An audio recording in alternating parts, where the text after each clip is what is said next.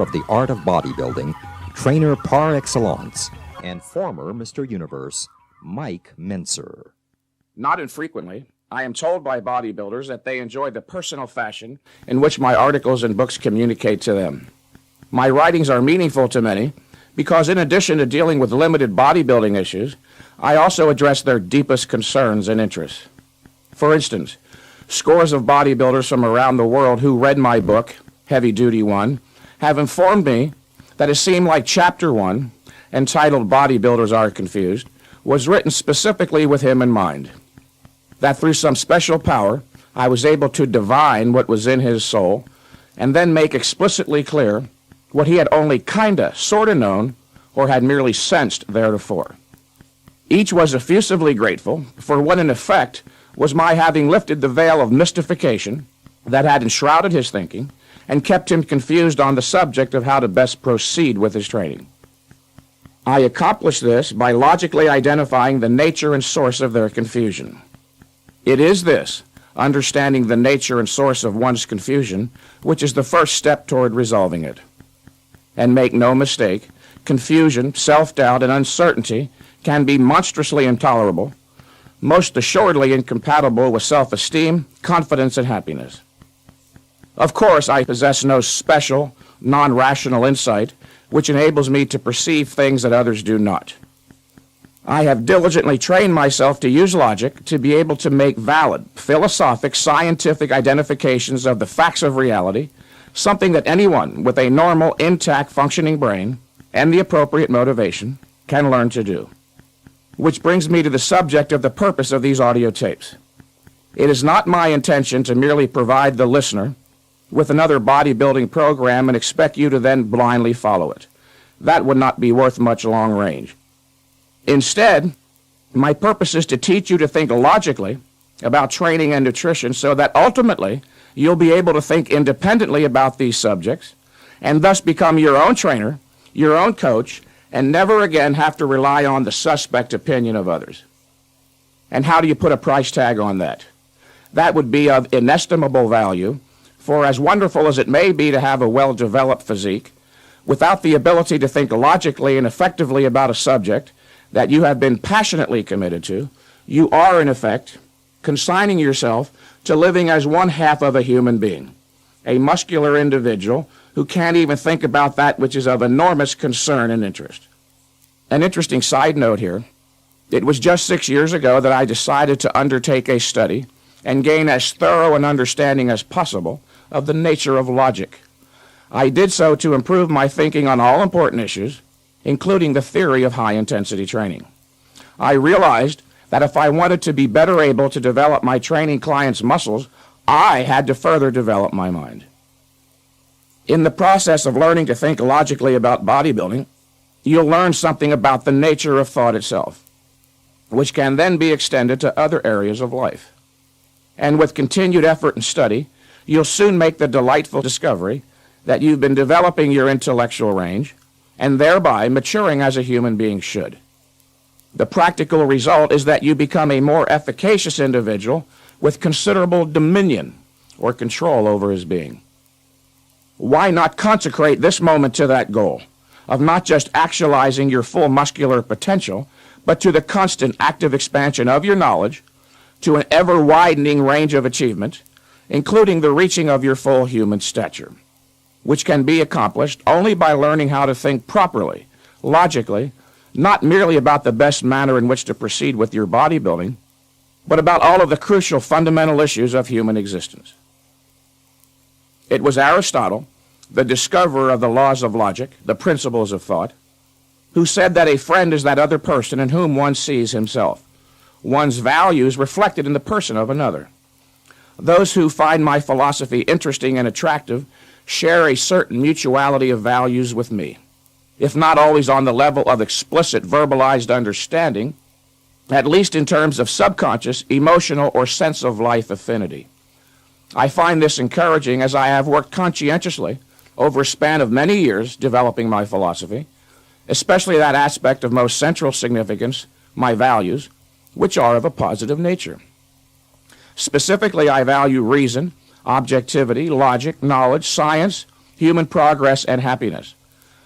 The reason why the world has descended to the lowest rung of hell in man's history is because, despite the lip service paid them, such life-affirming values no longer predominate.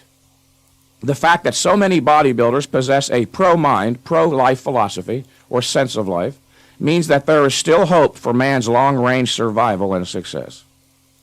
What relevance do these issues have in a tape series about bodybuilding?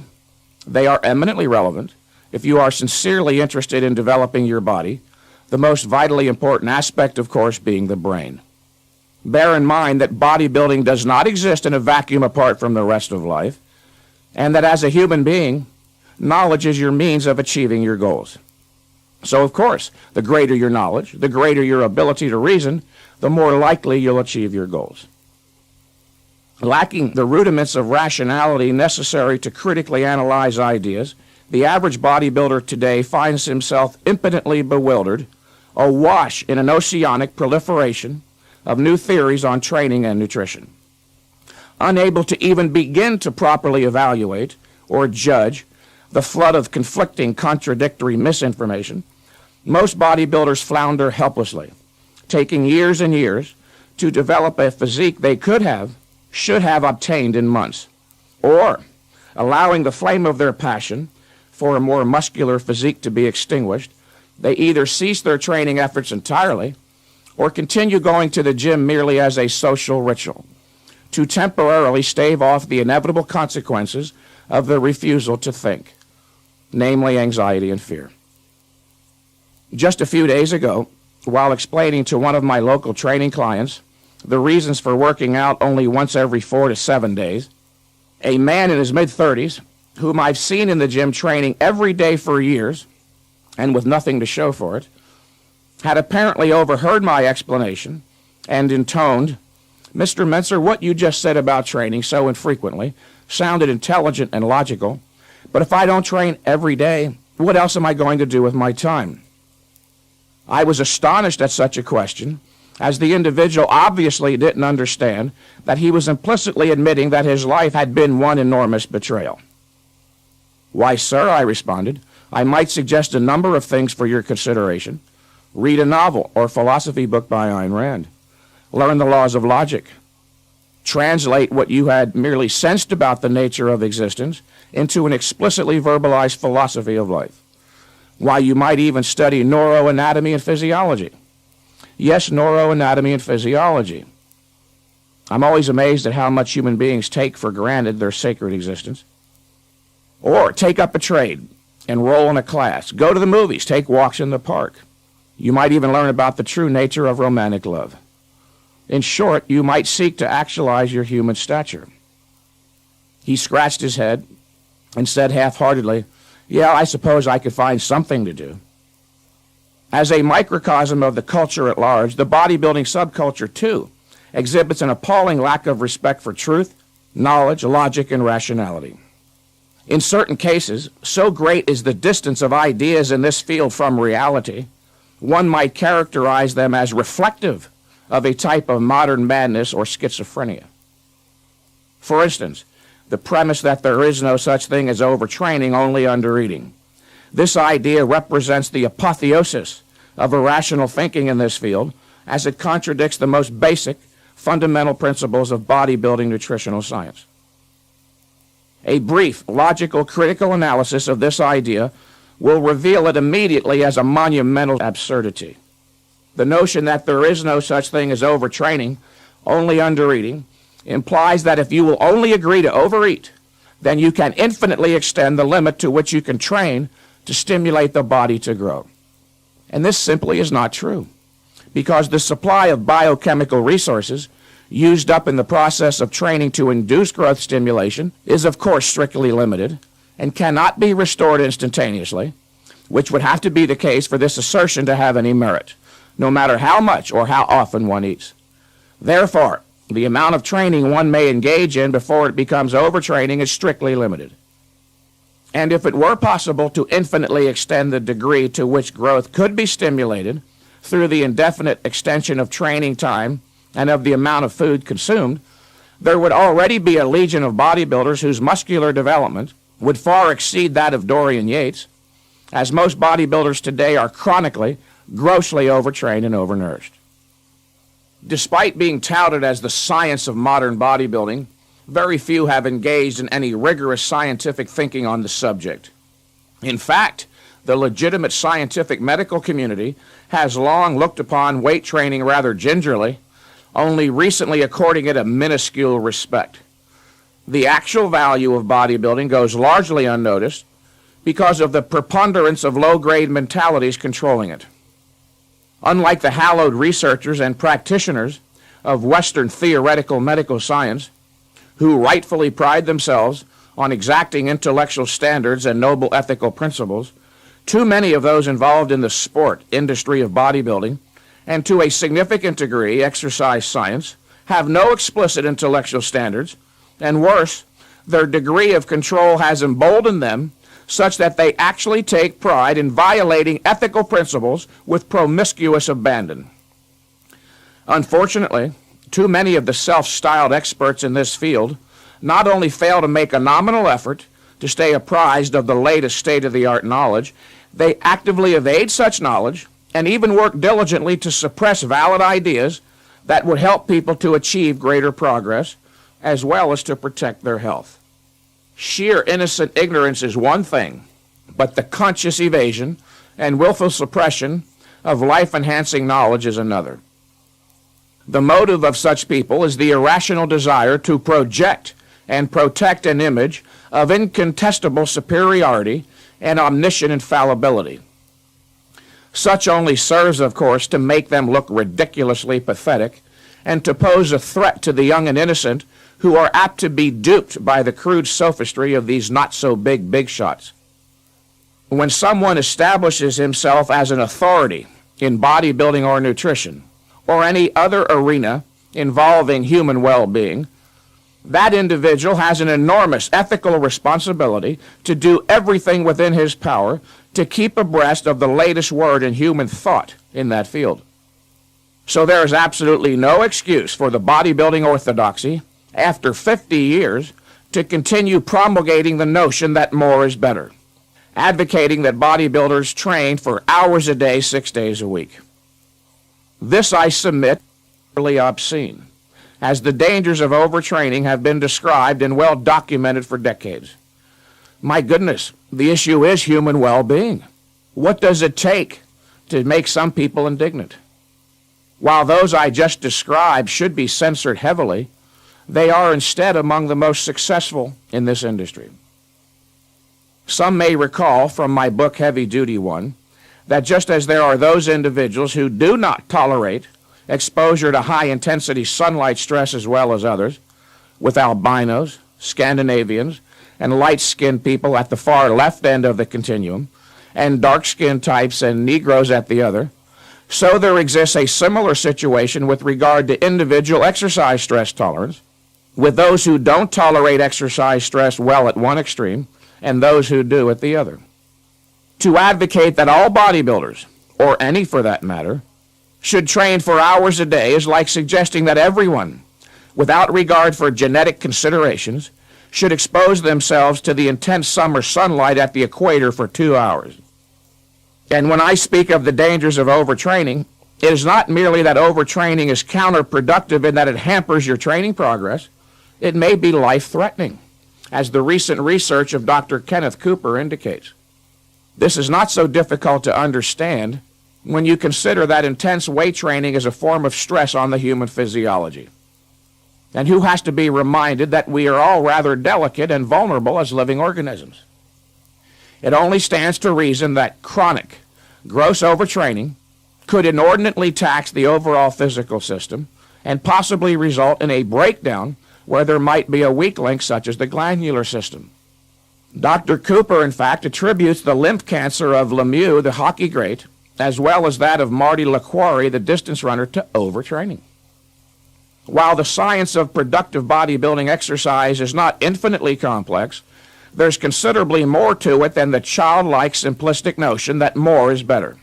As children, many gain the notion that more jelly beans are better than less, then carry that unchecked, unchallenged premise through life and misapply it to many subjects, such as bodybuilding science. In fact, if you reflect for a moment, you'll realize that the more is better jelly bean premise is wrong too.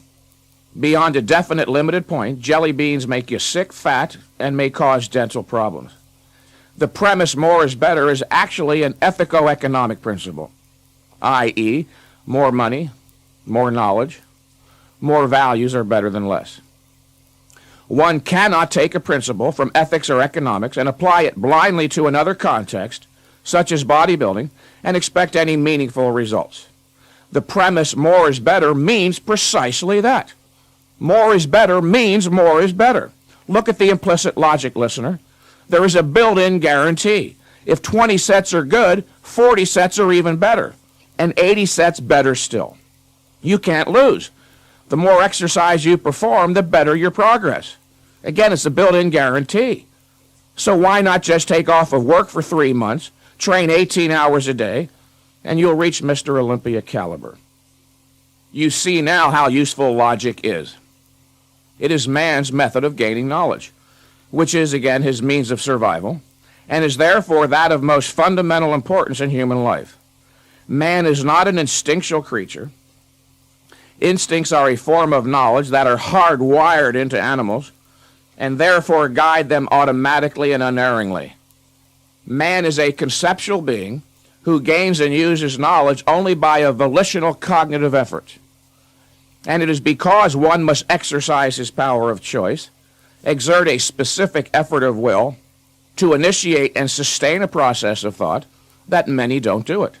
They apparently find the effort involved too much or not to their liking.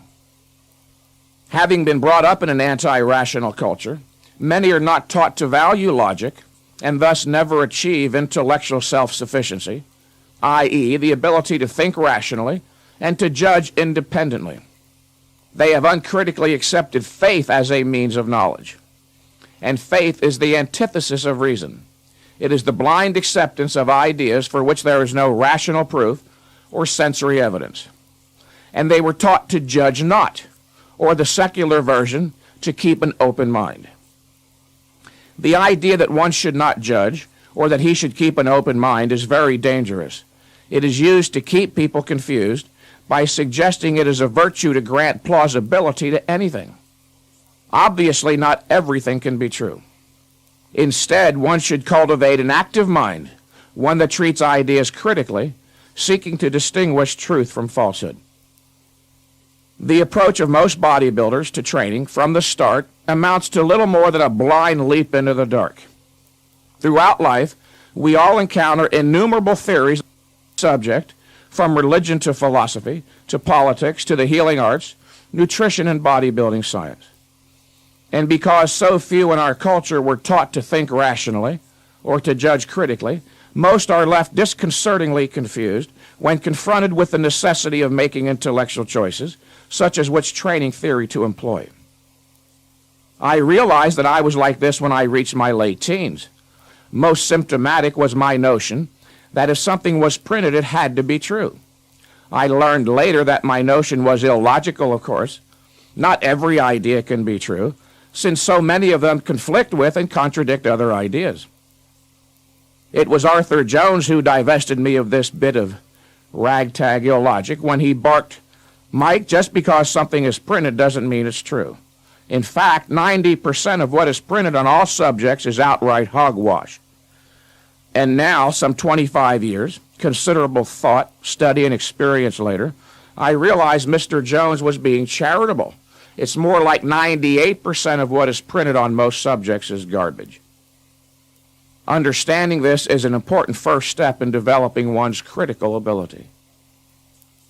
The purpose of my writing and communications with others, in addition to providing rational training guidance, is to help achieve an ideal society via a cultural revolution that will bring men back to reason and logic, the only means of solving the problems threatening our very survival. Wouldn't it be interesting if bodybuilders, so often thought of as mindless, were instrumental in helping save the world? But why not? After all, it was the ancient Greeks who lived not in a dark age as we are today, but a golden age, which exalted the power of man's mind, yet simultaneously idealize the beauty of the human body. Many may recall that the orienting principle of their philosophy was a healthy mind and a healthy body. If more bodybuilders would simply reappropriate some of their teeming passion to the mind, philosophy, and logic, they could literally be instrumental in helping to save or at least redirect the world onto a more rational course. The majority of those listening have heard of the Greek dictum, a healthy mind and a healthy body, which fact played a part in the naming of my new book, Heavy Duty 2, Mind and Body. As stated previously, man is not an instinctual creature, but a conceptual being.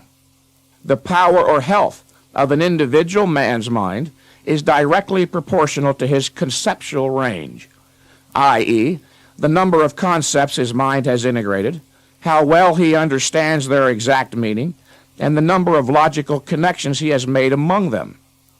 As a human being, you have no choice as to whether you need a conceptual grasp of reality, that is, a philosophy.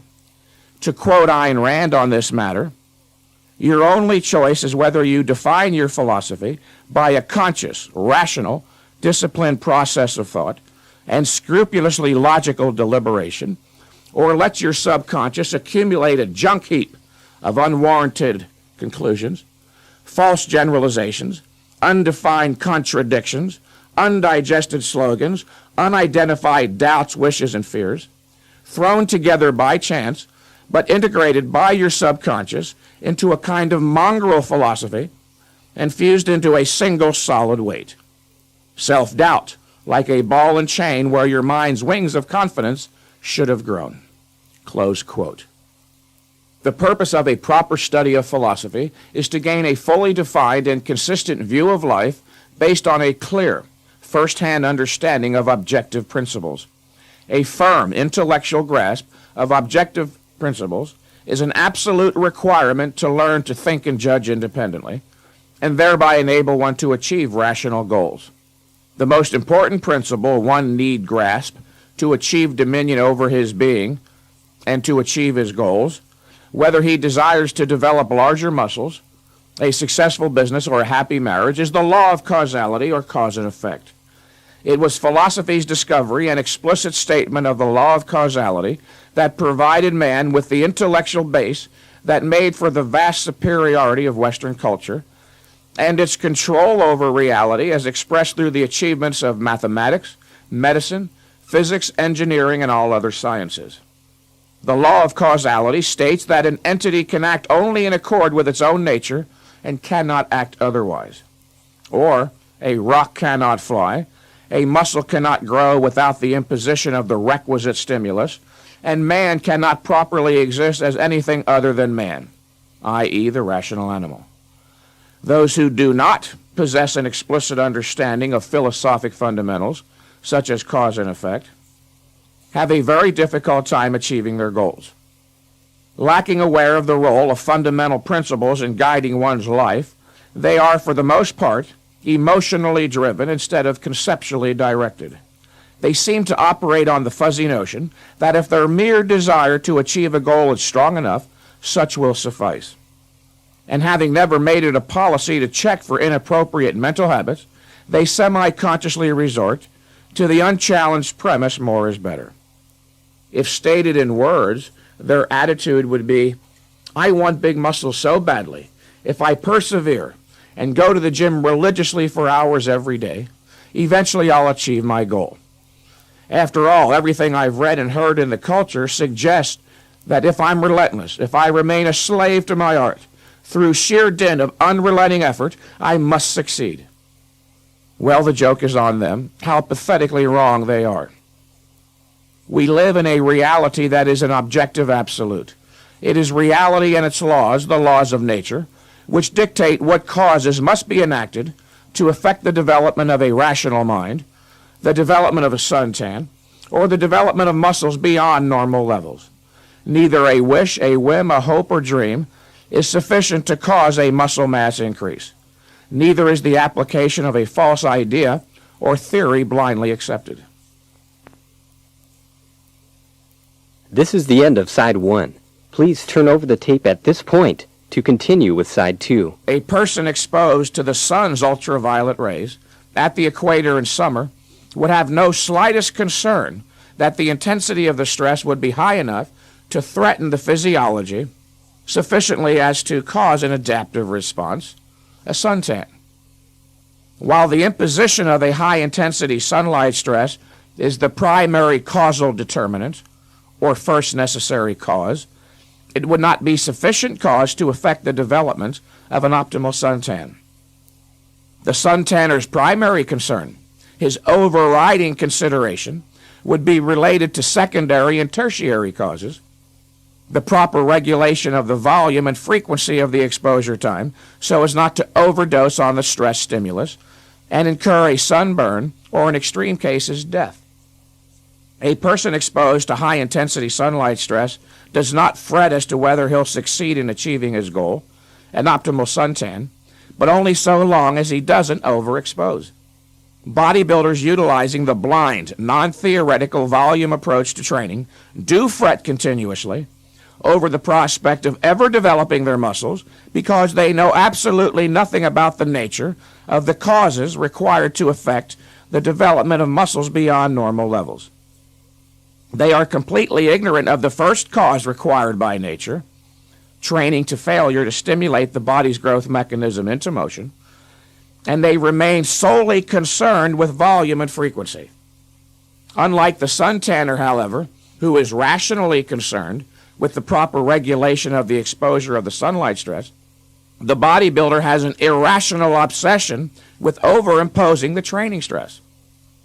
The theory of suntanning, by the way, is essentially the same as the theory of muscle building, both of which derive from the theory of stress physiology. Recently, one of my phone clients expressed considerable astonishment that he was able to make so much uninterrupted progress with heavy-duty, high-intensity training, and I explained to him that such should not be a surprise, that there's no mystery to any of this, that people have been growing larger muscles for thousands of years, that we live in a knowable, rational universe of absolute, clear-cut identity, guided by one set of never-changing principles, and that the cause-effect relationship between intense exercise and muscle growth has been understood for quite some time, even though the vast majority of self-styled experts here don't seem to grasp it. I concluded by explaining to this individual that it is reality and its laws, the laws of nature, that dictate what causes must be enacted to affect the buildup of muscle mass beyond normal levels, and that once these causes are understood, the task of building bigger muscles, while requiring high-intensity effort, is actually rather simple. With a proper understanding of the law of causality, bodybuilding progress should be, will be immediate, continuous, and nothing short of spectacular through to the full actualization of one's muscular potential in 1 year or less. That's right. It is possible to actualize your full muscular potential in 1 year or less. While anyone should be able to actualize his muscular potential in 1 year, no one can guarantee exactly what his potential is, as the prime determinant of bodybuilding success is genetics. And although the subject of genetics, or inherited characteristics, is widely recognized as of central importance in bodybuilding and athletics, it is rarely understood. Individuals inherit characteristics peculiar to their parents and not common to the species, examples of which are height, eye color, blood type, and body type. These are referred to as fixed genetics traits, and thus not typically subject to alteration from exogenous influences. There do exist other inherited traits, however, such as intelligence and muscle size, that are not absolutely fixed and can be progressively altered, although within a genetically prescribed range. Along with specific psychological motivational factors that the individual must possess or acquire in order to achieve his goals, genetic endowment is the primary factor determining both the rate of response to intense exercise and the degree of muscular development. So, while anyone can improve upon his level of muscular development with proper training and nutrition, only a small percentage will possess the requisite genetic traits to become champions. The most visible of the physical characteristics necessary for the development of a top physique is related to the skeletal structure. The formation of the bones dictates not only how much muscle can be supported, they also determine a significant aspect of the aesthetic quality of the physique. Though the size of the skeleton figures in how much muscle can be supported, the actual size potential of a muscle is determined to a significant extent by its length. Skeletal considerations and muscle belly length, however, are only two inherited characteristics which affect physique potential, and were discussed briefly here merely to introduce the listener to the subject. There are numerous others, including muscle fiber density and recovery ability, an elaboration of which is beyond the scope of this work. For those interested in more information on the role of genetics, I suggest you refer to my book, Heavy Duty 1. I am often amazed by the Sisyphean efforts of bodybuilders who are willing to train for hours a day, every day for months and years, with literally little or nothing to show for their efforts. It is almost as if they're waiting for a zap out of the mystical realm of whims, wishes, and hopes to one day deliver them their much dreamed of muscles. If you are such an individual, wake up and stop wasting your time. If your present program hasn't been yielding progress for weeks, let alone months or years, it isn't going to start doing so tomorrow. Presumably your life is sacred, and the achievement of your goals is of great value significance. It is important, having set a goal, that you successfully achieve it, as the implications to your confidence, happiness, and self-esteem are crucial. With a properly conducted, heavy-duty, high-intensity training program, you will grow stronger and larger literally every workout, until you reach the upper limits of your muscular potential. Yes, as I've already stated, in 1 year or less. Given your present state of knowledge, such may seem impossible. But remember, it wasn't all that long ago that the great American unwashed thought we'd never get to the moon. Impossible, they said. Of course, without any knowledge of the scientific principles of cosmology or astrophysics, reaching the moon might seem like an insurmountable task. And without the knowledge of the scientific principles of high-intensity anaerobic exercise stress physiology, yes, the idea that you could actualize your muscular potential in 1 year or less would seem impossible. Let me remind you that man has not only been to the moon, but he has gone and returned safely many times. Sending a man to the moon is an enormously complex task or goal, requiring the application of theoretical knowledge from a constellation of intellectual disciplines, including mathematics, physics, medicine, biology, physiology, electronics, engineering, computer technology, to name a few. If we can send a man to the moon and return him safely every time, we should be able to succeed with every one of our missions to the gym here on Earth. In fact, it should be a cakewalk compared to a moonwalk. Another reason, in addition to my logical identifications of the facts of reality, why I'm able to communicate on a meaningful level with bodybuilders is quite simply because I am a bodybuilder myself. Many of the hopes, dreams, doubts, and fears you may have experienced as a bodybuilder, I've experienced too. So, while it is true that we are all unique as individuals, each in possession of an unrepeatable, irreplaceable personality, it is also true that as human beings we share many things. This brings to mind another statement from Arthur Jones, the man who taught me not only much of considerable value about the nature of exercise, but also about thinking in human beings. On the subject of shared experiences and issues, Mr. Jones said, "Mike, if you want to understand others, merely look inside of yourself." Mr. Jones's concept has served me very well over the years as a type of orienting principle with regard to my writing. When searching for a subject or issue to serve as a topic for an article, I would merely invoke Jones's dictum and ask myself, okay, look inside of yourself with regards to this matter, identify and isolate what you find most relevant, interesting, and exciting as both a bodybuilder and a human being, and others will find it likewise. Those shared matters are referred to philosophically as fundamental issues. A fundamental issue, dear listener, is one that pertains to all members of the species, an inescapable part of human existence. Examples of fundamental issues are, is the world knowable, or is it mysterious and unknowable? Are reason and logic man's sole means of gaining knowledge, or are emotions superior means of cognition? Is man a rational, efficacious being, capable of success and happiness, or is he a congenital incompetent, doomed to perpetual doubt and despair? Is the struggle to gain knowledge and learn how to think for myself worth it, or is obeying and pleasing others more important? Should I passively accept the dominant culture's values, or should I look outside the culture to the grand-scale context of the history of ideas for something better? Whether one should work to develop a more muscular body is not fundamental, for the issue does not inevitably arise in the course of a normal human life. What is fundamental is whether it is proper to strive for goals at all. And as a title winner, I'd be the last to suggest that developing a more muscular physique is not a worthy goal. A muscular physique, however, is not a viable substitute for a mature mind. That is, a mind with a conceptual grasp and intellectual understanding of the fundamental issues of human life. While you are free, dear listener, to evade the effort and responsibility required to learn how to think and judge independently, and thus deal successfully with that which is of most fundamental importance in human life, you are not free to evade the consequences. No, big muscles do not confer a halo onto your crown or provide one with intellectual confidence and self-esteem.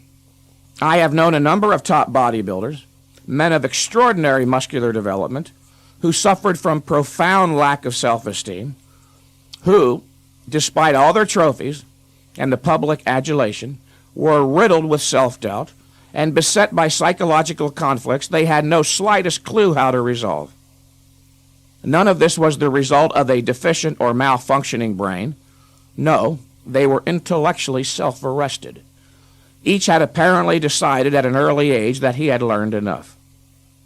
One of them was a bodybuilder of the absolute first rank, who, despite being well known for his massive development, was plagued by chronic doubt as how to proceed with his training, and marred by a number of serious character flaws. While training at Gold's Gym, where I conducted my personal training business, this individual befriended one of my clients, a rank beginner with no muscle to speak of. I was surprised to learn later that the heavily muscled champ had called my client on a number of occasions, once at 3 a.m, to ask if there was really any merit to this heavy-duty, high-intensity training, and whether or not he should forsake the volume approach and give it a try. Many make the unwarranted assumption that the top bodybuilding champs must be experts on the subject of exercise. After all, they have the muscles. It is a mistake, however.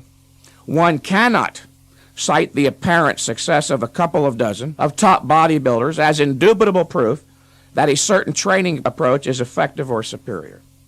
If one were to look back through the course of their training careers and calculate the hours, months, and even years of wasted effort, time during which they made no progress, one would have to question whether their achievement could properly be termed success at all. You'd conclude by scratching your head and wondering, didn't these men have anything better to do with their time? And many apparently did not.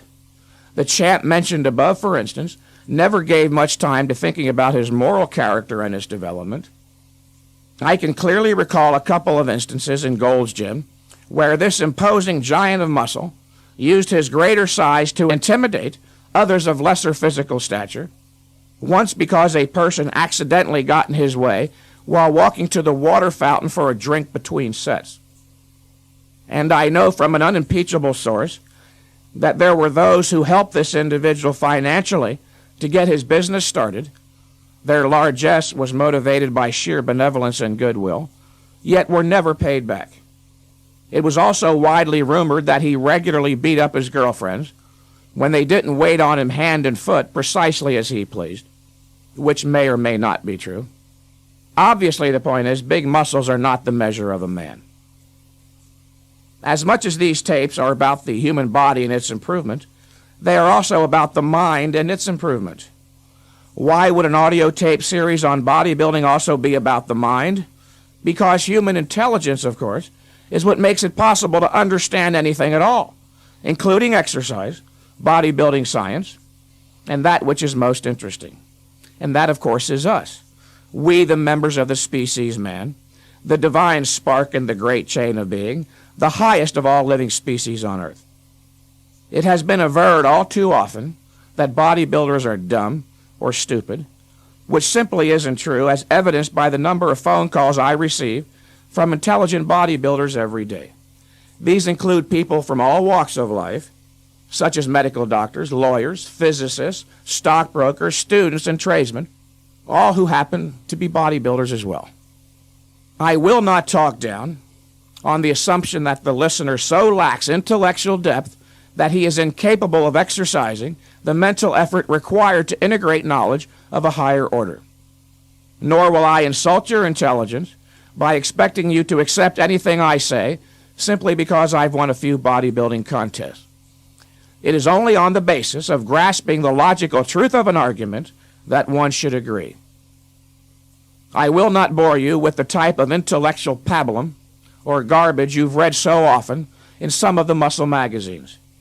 In case you hadn't noticed, the vast majority of articles written on the subject of training consist of little more than a series of arbitrary, out of context, biblical-like commandments. Thou shalt perform 4 sets of this exercise, and thou shalt perform 5 sets of that one. Why? Blank out, no reason, no logic. The realm of the intellect is more demanding than the average bodybuilding writer recognizes, and that formulating a valid, non-contradictory theory of training requires knowledge of the nature of human physiology, as well as knowledge of the nature of man's mind, and his method of using it, logic. A mere passionate discharge of the arbitrary contents of one's subconscious onto a piece of paper is just that, intellectual vomitus. As a man of reason, I act only on the basis of understanding the reasons for doing something, as all mature adults should, and that is what these tapes are about. A reasoned, principled approach to bodybuilding, one that can be learned by anyone willing to exercise the required mental effort.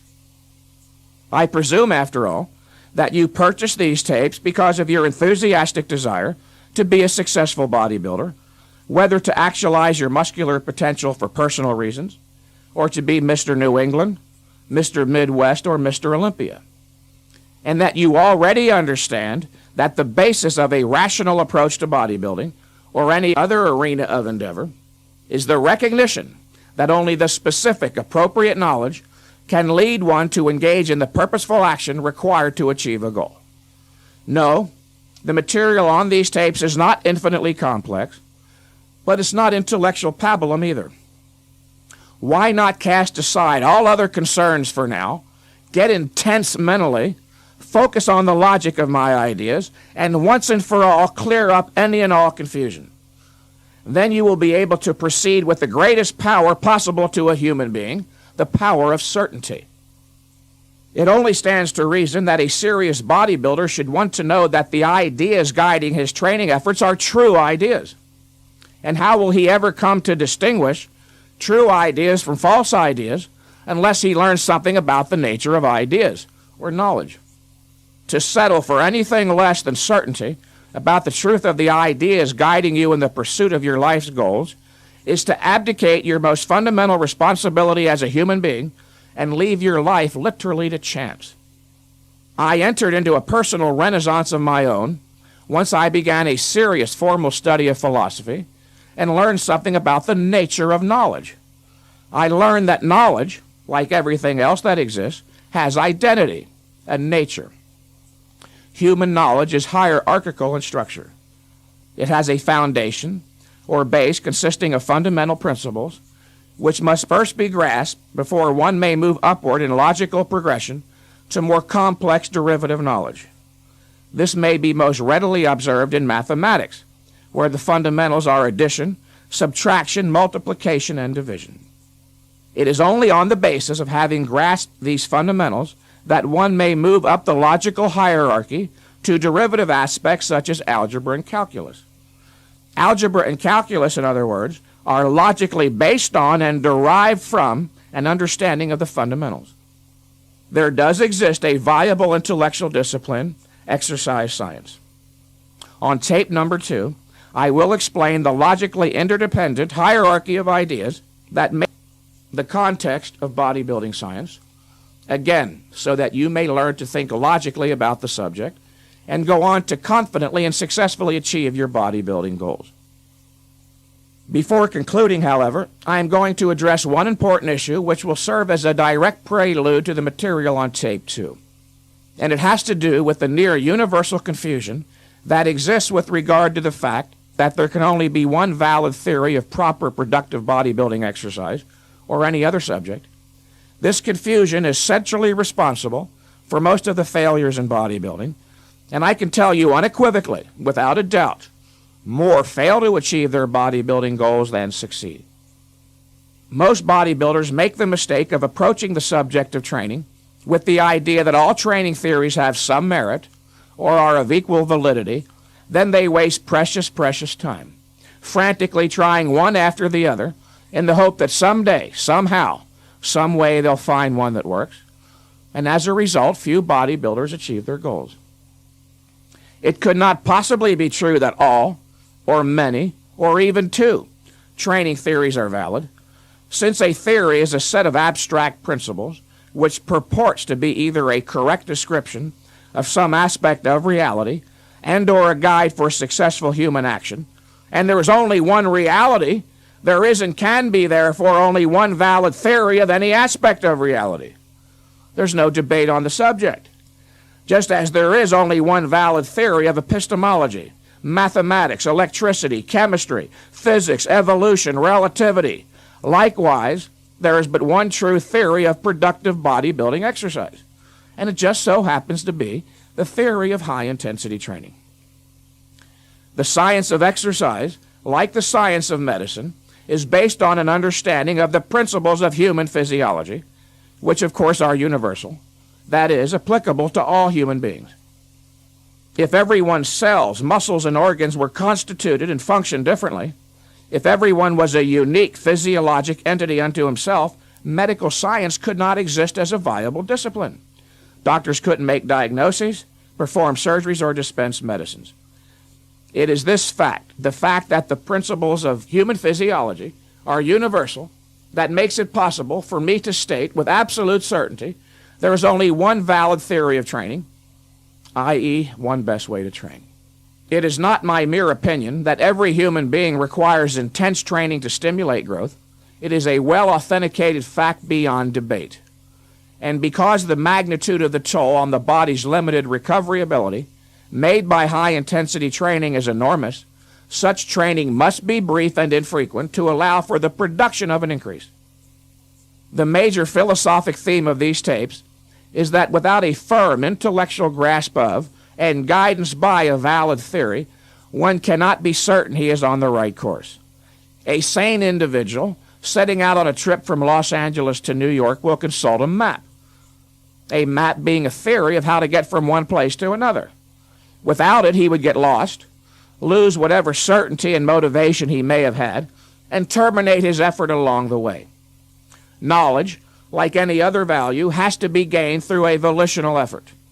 Anyone smart enough to learn the ABCs, write a sentence, or read a book can, with enough effort, integrate and make use of the knowledge contained on these tapes. It's not likely that you'll get it on the first listening, however, so listen to the tapes repeatedly until you do have a firm grasp. This is the end of Tape 1. Please go on to Tape 2, The Fundamentals of Muscular Development.